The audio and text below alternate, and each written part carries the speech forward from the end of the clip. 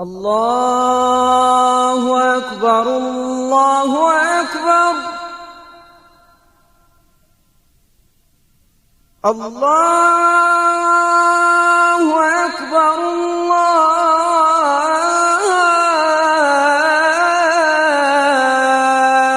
الله أكبر. Il dit nous enseigner Salat al-Istikhara comme il nous enseignait la sourate du Coran. Au point que Salat al-Istikhara est une marque de celui qui se remet à Allah subhanahu wa ta'ala, qui confie à Allah azza wa jal. Et c'est ça le sens de tawakkul à Allah subhanahu wa ta'ala. Celui qui confie ses affaires à Allah subhanahu wa ta'ala, c'est une personne qui est toujours à l'esprit de se concerter et de demander à Allah subhanahu wa ta'ala. Donc, Salat al-Istikhara ne signifie aucunement ne pas prendre les mesures nécessaires. Quelqu'un, par exemple, va entreprendre un projet, quelqu'un va se marier, quelqu'un va aller étudier, il veut choisir une filière, il est dans le doute par rapport à une situation donnée, il veut faire une chose, il veut entreprendre une démarche, il veut voyager, il veut faire plein de choses. Donc, Salat al-Istikhara signifie déjà prendre ses mesures, prendre les démarches. Donc, ce n'est pas en contradiction avec l'esprit de l'entrepreneuriat, de la démarche.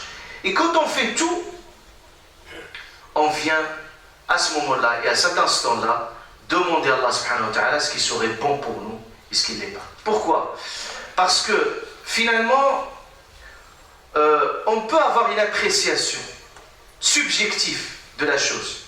Pour beaucoup de personnes, subjectivement, quand tu lui dis est-ce que cette chose elle est bonne, oui, ça semble objectivement, tous les éléments à sa disposition semblent dire qu'une telle piste est bonne.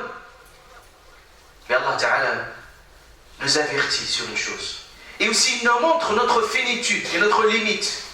Il dit Allah Subhanahu wa Ta'ala wa asa an takrahu shay'an. Peut-être vous détestez des choses. Sur la forme, vous les détestez. Mais c'est un bien pour vous. Et peut-être vous aimez des choses, vous y êtes attaché à un certain nombre de choses, et c'est un mal pour vous.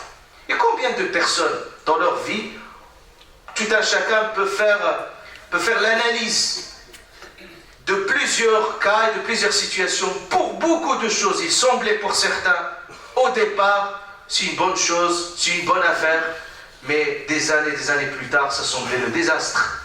Parce qu'on ne peut pas prévoir ce qui va se passer plus tard. Et c'est pour ça Allah Ta'ala clôture le verset, il dit Wallahu ya'lam, Allah sait, vous ne savez pas. Votre savoir est limite.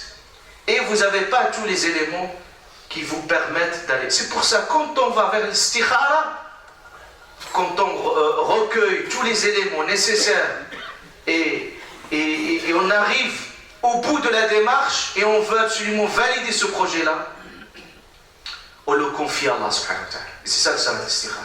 On confie. Et l'istikhara, il signifie en arabe, c'est demander le bien. Le bien, c'est-à-dire la recherche du bien. Et c'est Allah subhanahu wa ta'ala qui sait ce qui est bien pour nous et ce qui l'est pas.